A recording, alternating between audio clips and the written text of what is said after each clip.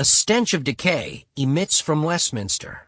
Our traditional, two-party duopoly now feels rotten to the core. The sense of breakdown is all too clear on the Labour benches. Under Sir Keir Starmer's shambolic leadership, they have combined spectacular mismanagement with ideological folly. Their reckless tax and spend policies have left a huge black hole in the public finances and paralysis in the economy, just as their failures on immigration are causing real public anger.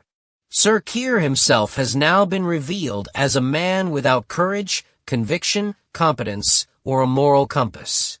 In recent days, as the Downing Street machine becomes increasingly dysfunctional, he has managed to lose his credibility, as well as ambassador to the U.S. and his deputy prime minister, yet the Conservatives have gained no ground from Labour's crises. Despite some sharp performances from their front bench in the Commons over the departures of Angela Rayner and Peter Mandelson, they remain hopelessly trapped in the wilderness. So great is the damage caused to their reputation by their final years in office that it is possible they will never recover. Indeed, their defiant attacks on the government often seem more like a death rattle than the beginnings of revival. Kemi Badenoch, their beleaguered leader, pleads for patience, but with the party sinking far below 20% in polls, time is not a luxury she can afford. Others, like Jacob Rees-Mogg, call for unity on the right through an electoral pact with Nigel Farage's insurgent reform movement. But there seems little chance of that.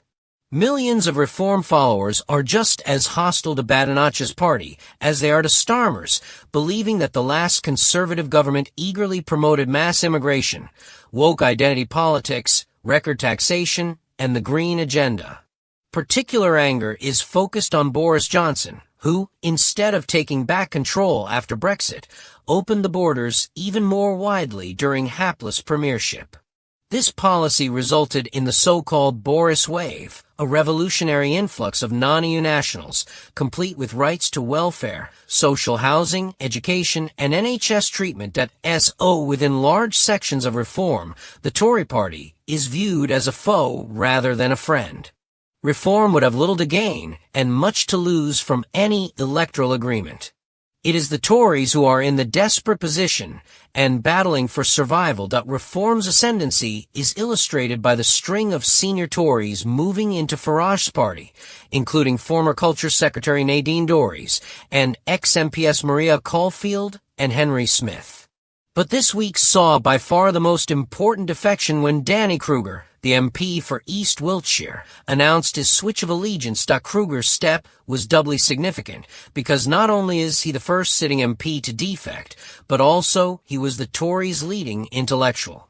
As the author of several acclaimed books and ex-Downing Street advisor, he will bring gravitas to reform's development of policy. But what must be even more worrying for the Tories is that a figure of his caliber sees no future for them. His tragic conclusion, he said on Monday, is that their brand is toxic, which meant that the Conservative Party is over as a national party, and over as the principal opposition to the left. Defectors have always played a vital role in our politics by illuminating patterns of change. The departure of the radical Joe Chamberlain from cabinet in 1886 over his opposition to Irish Home Rule heralded a major realignment at Westminster as Liberal Unionists banded with the Tories to block self-government in Dublin. In 1900, for Winston Churchill moved in the opposite direction. His abandonment of his Tory allegiance presaged the colossal Liberal landslide the following year. More recently, in 1980, the Social Democratic Gang of Four, led by Roy Jenkins, almost managed to reshape the center-left, but Labour eventually prevailed. Today, the two main parties are far weaker than they were 40 years ago, regularly falling below a combined share of 40% in the polls, with serious heavyweights like Kruger on board. Reform is sailing towards power, while Labour and the Tories struggle to stay afloat. A stench of decay emits from Westminster. Where once the two main parties offered a recognizable, if sometimes uneasy, alternation of government, today Britain teeters under a far messier arrangement. The old duopoly looks corroded, its edges crumbling, its authority questioned. The rot is visible on both main benches, but the current collapse on the center-right is the more dramatic. A party that once prided itself on competence and stability now looks adrift.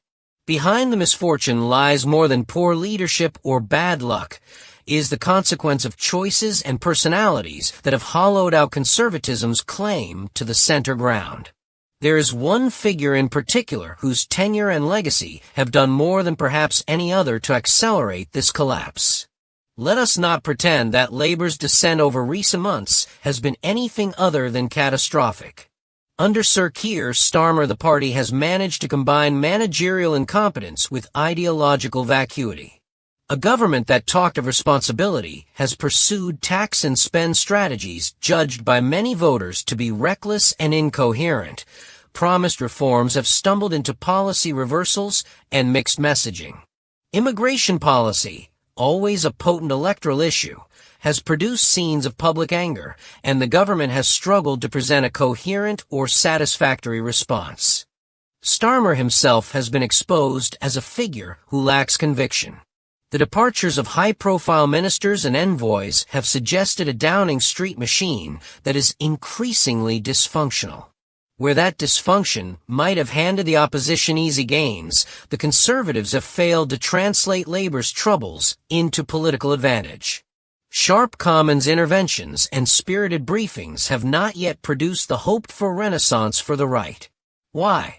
Because the Conservative collapse runs deeper than tactical failures in opposition.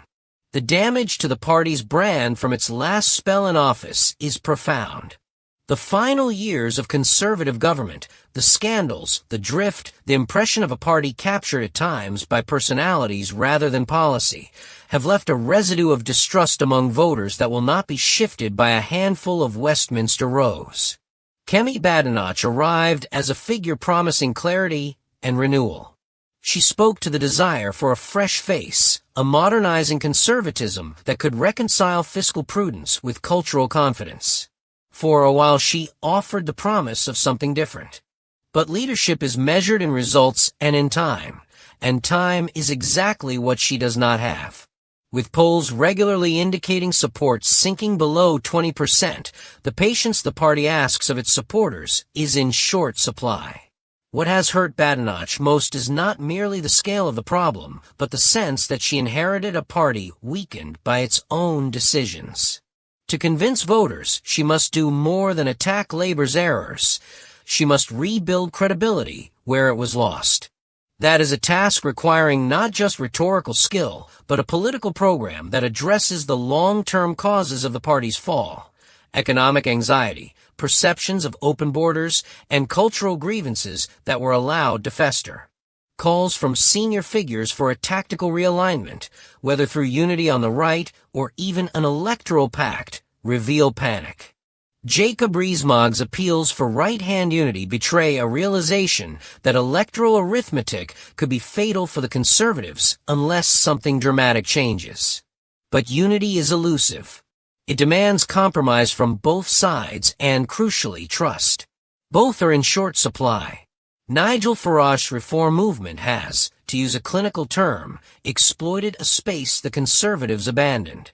For large numbers of voters, particularly those galvanized by the 2016 referendum, the last Conservative government did not fulfill its promise of control. Instead, many felt the borders opened wider, that the cultural changes they resented, identity politics, progressive orthodoxy, were tolerated or encouraged by a party that spoke to them in platitudes but acted differently in office. Reform's appeal is visceral. It promises clear answers on immigration, skepticism about elite orthodoxies, and a directness that many voters find refreshing after years of spin. It offers what the Conservatives no longer appear able to guarantee: a defense of a set of values and priorities that feel under threat. That explains why former Conservatives such as Nadine Dorries, Maria Caulfield, and Henry Smith have moved across. For them, and for voters following, reform is not simply a protest, it is an alternative home. That the party should attract defections is unsurprising. What is sudden and corrosive is the caliber of those who have left. Whereas defections can sometimes be dismissed as cries of attention-seeking or opportunism, the arrival of heavyweight figures changes the narrative. It suggests an argument being made not only in the public square, but within the conservative intellectual tradition, that the party's brand has become toxic. This week's most consequential development was Danny Kruger's decision to decamp to reform. Kruger is not merely